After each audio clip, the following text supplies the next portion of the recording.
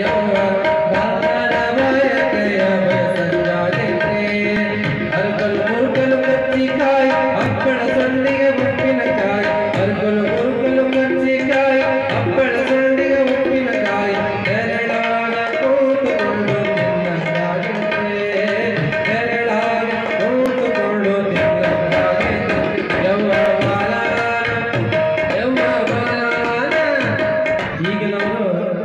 ಯವ್ವ ಈಗ ಮೊದಲಿನವರು ಅವ್ವ ತಾಯಿ ಅಂತೇಳಿ ಕನ್ನಡದಾಗ ಹೇಳ್ತಾರೆ. ಯವ್ವ ಅಂತ ತಾಯಿ ಅಂತ.